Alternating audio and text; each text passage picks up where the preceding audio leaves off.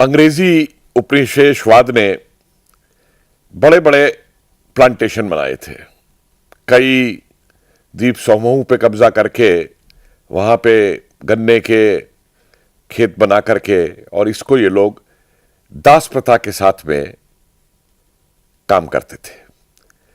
1838 में विश्व भर में दास प्रथा का अंत कर दिया गया, और अब अंग्रेजों के सामने ये समस्या आ गई कि यहां पे जिन दासों से मजदूरी कराई जाती थी उनका स्थान कौन लेगा। इसमें खाली अंग्रेजी नहीं बल्कि कुछ डच और कुछ फ्रांसीसी प्लांटेशंस भी मौजूद थे, और उसका तरीका निकाला अंग्रेजों ने गिरमिटिया मजदूर के रूप में, जिसे आज हम इंडेंचर लेबर बोलते हैं।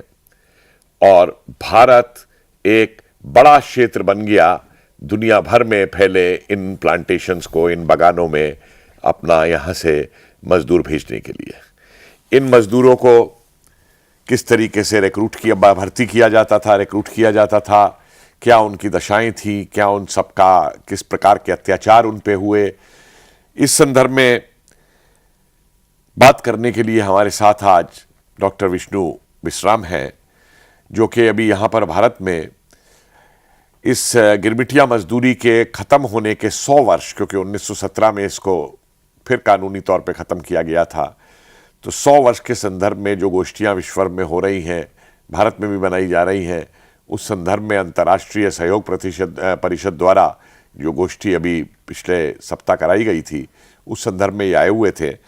और इसीलिए हमने समझा कि इनका विश्राम जो है खुद गयाना से है, न्यूयॉर्क में रहते हैं, और न्यूयॉर्क में जो इंडियन डायस्पोरा एसोसिएशन बनी है इस समय उसको चला रहे हैं, प्रवासी भारतीयों के एक संगठन को। और यहाँ मैं एक बात और बता दूं कि हम लोगों को एनआरआई, जिसे कि हम नॉन रेजिडेंट इंडियन बोलते हैं, और PIO, people of Indian origin, तो भारत मूल प्रवास के लोग और जो नॉन रेजिडेंट इंडियन जिन्हें हम बोलते हैं, उनके बीच में एक अंतर करना होगा, क्योंकि नॉन रेजिडेंट जो है बहुत बाद में गए हैं, उनकी भारत की जो राष्ट्रीयता वो बनी हुई है।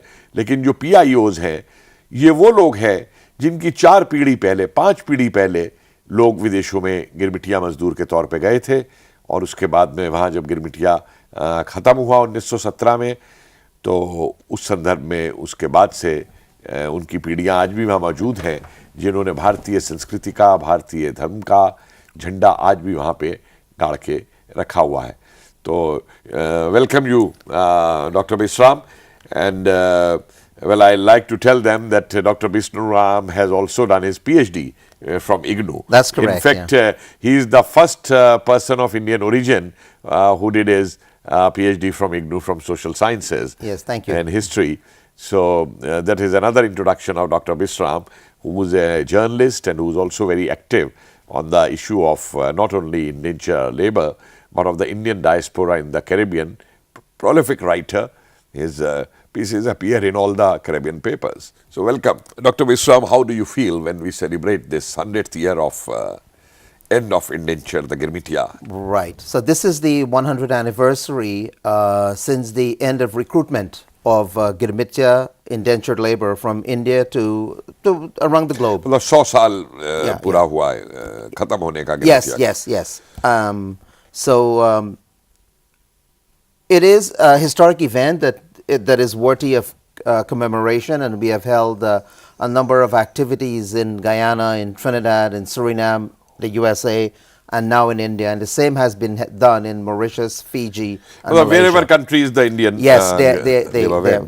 they commemorate this particular anniversary because of the 100. But tell me one thing. You see, though technically we say that indentured even in 1917, that was through law, it was abolished. Right. But did it take some longer time in actual operations to end it? The official end of Girmitya was on January 1st, 1920. So it took another 3 years before it came to an end. But even so, even though officially it ended, aspects of it continued for many, many decades after. ये बहुत एक महत्वपूर्ण बात doctor विश्राम बता रहे हैं कि जबकि कानूनी तौर पर 1917 के अंदर ही गिरमिटिया व्यवस्था का अंत घोषित कर दिया गया था, लेकिन इसको 3 साल लगे 1920 कई जगहों पर ख़त्म होने में, और इसके अलावा भी कई और देशों में ये और थोड़े लंबी अवधि तक भी चलती रही, और उसके बाद जाकर के ये पूरी तरीके से समाप्त हुआ. And one thing one should remember about Girmitya contracts is that even though it's written in the contract was never really enforced, regardless. You see, this is very important, but I like to come to you before this for the contract aspect. One is that we tell the people that Girmitya word comes from the permit, and they made it Girmitya.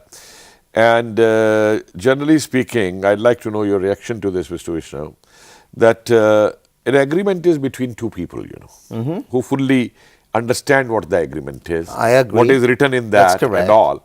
And here we have this thing, an agreement signed between the indentured laborer who's coming from the village, who doesn't know English, who can't even write properly. And who probably was illiterate. And who doesn't even know what is being told to him. Correct. And made to sign.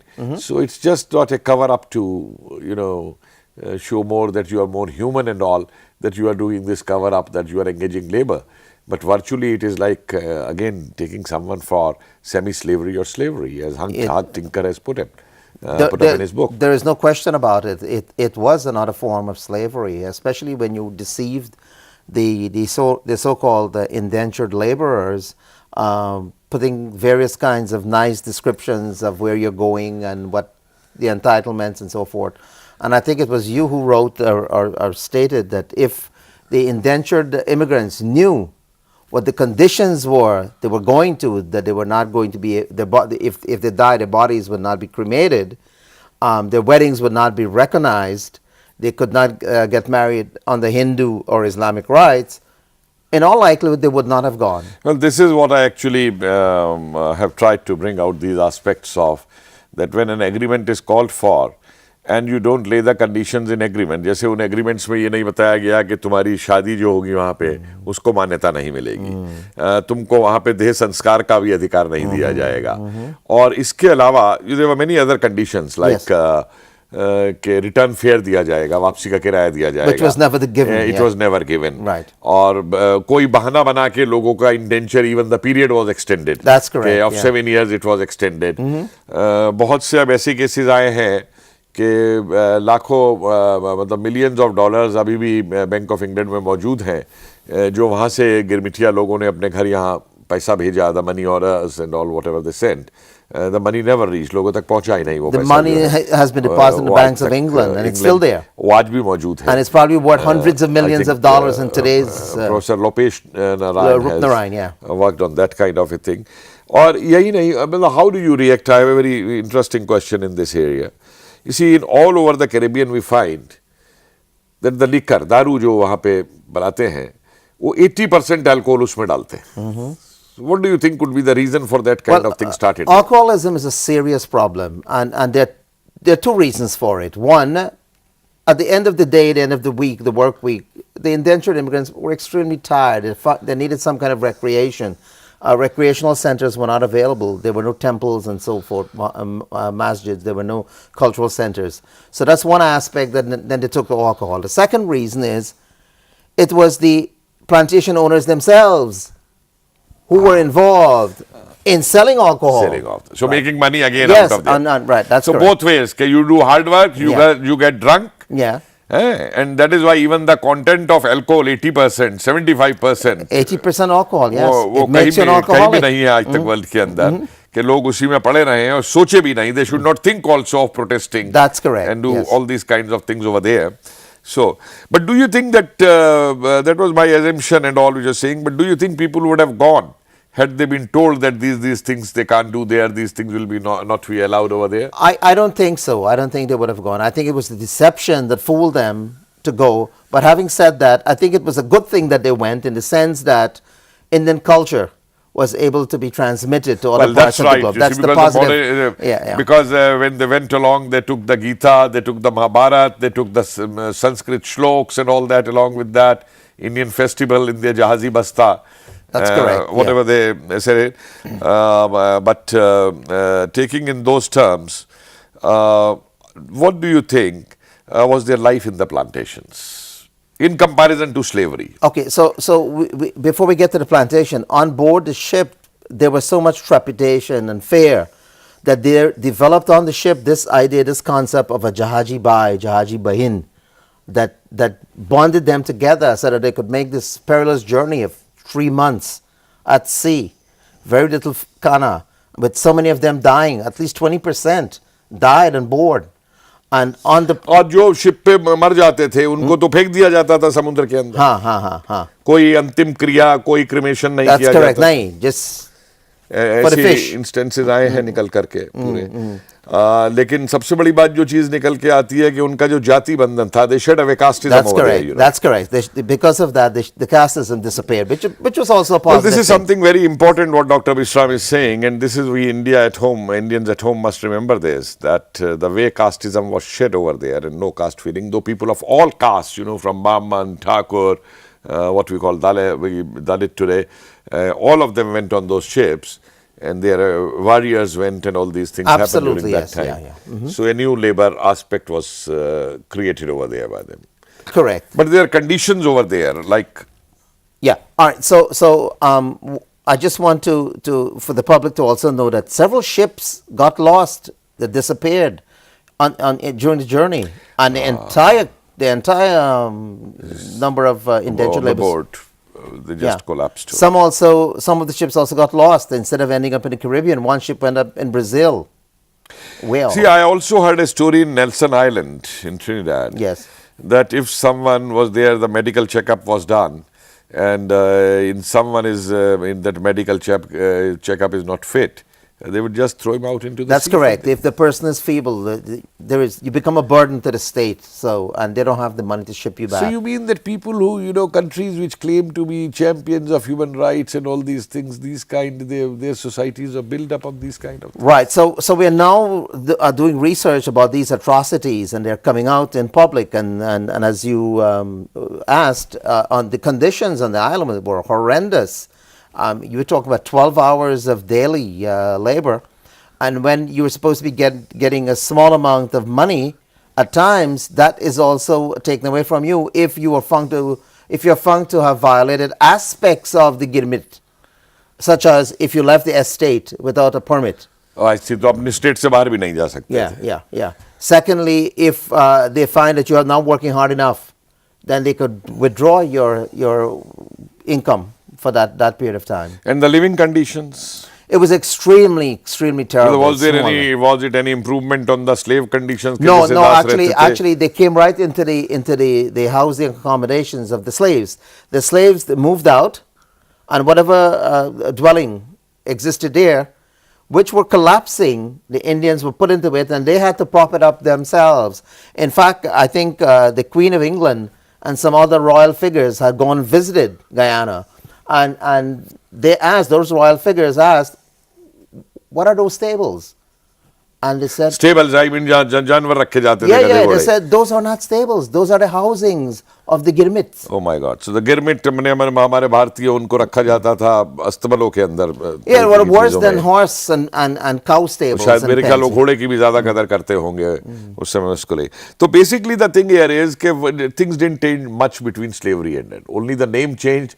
And for token type, some 4 shillings or something like a wage was given. That's correct. And the rest of the things remained the same over there. Absolutely. And in many cases, it was worse because the slaves were guaranteed food and clothing. Okay. But the indentured laborers were not guaranteed any food or clothing. So they have to pay for their That's food correct. also and clothing also. Yes. Plus medical also. Plus, correct. And education also. And education, yes. Well, of course, the plantation owners were not interested in educating them because that was not part of the agreement. And then there was no, if you educate them and they become too smart, then they might want to protest and rebel. They will have problems on your hand. Oh, it's again too. And tell me what kind of perceptions, like Trinidad, they will give this thing. चीनी देश ले जा रहे हैं. कहीं वो Suriname के लिए बोला गया राम के देश ले जा रहे हैं, श्री राम देश ले जा रहे हैं. So in each island they were able to mislead the recruiters, the Arcatias as they used to call them. जो recruit करते थे. Yeah, the recruiters. They misled the prospective immigrants with, you're going to Demerara Dambu. You're going to Sri Ram.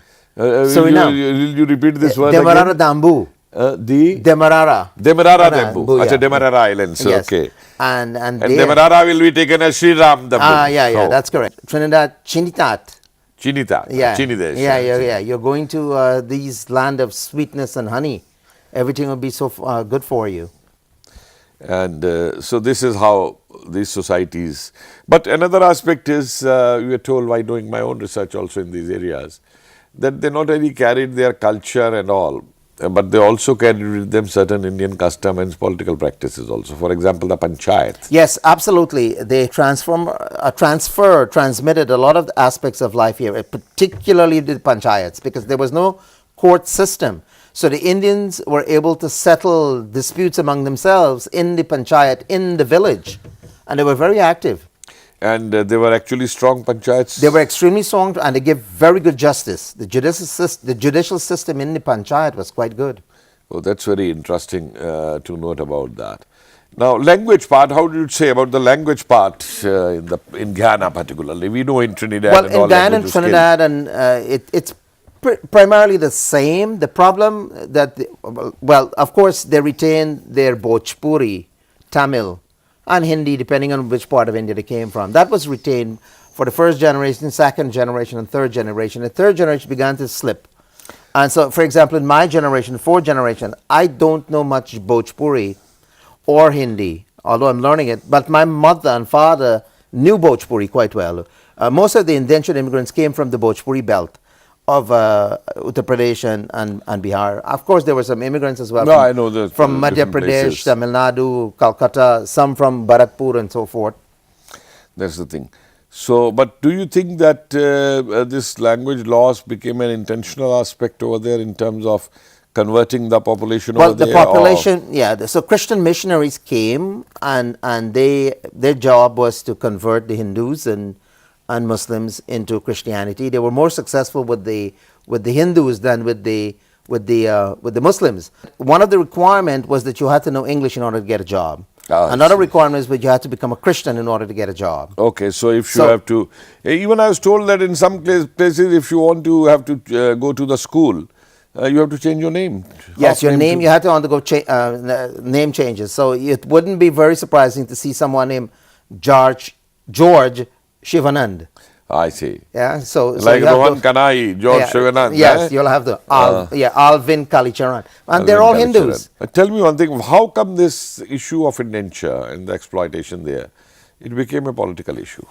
Because in India, Bal Gangadhar Tilak took it, Malviya ji took it, Gokhale took it, then Gandhi took it, then C.F. Andrews, Dr. Mani Lal, etc. all get associated. It becomes a worldwide movement. Subsequently, it became a political issue in the Caribbean as well, taking on a different aspect of local politics there.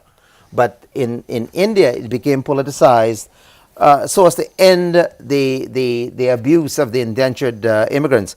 It may not have been a wise move to end indentured altogether, because Indians were contributing significantly to the development of those plantations and the colonies themselves. So this means that even after it was over and all, do you think that the Indian communities there could come to the same parallel and same lift as the other communities were there in the society, or was there a discrimination against the Indians? Okay, from the moment that the Indians arrived, there was conflict between the Indians and the ex-slaves.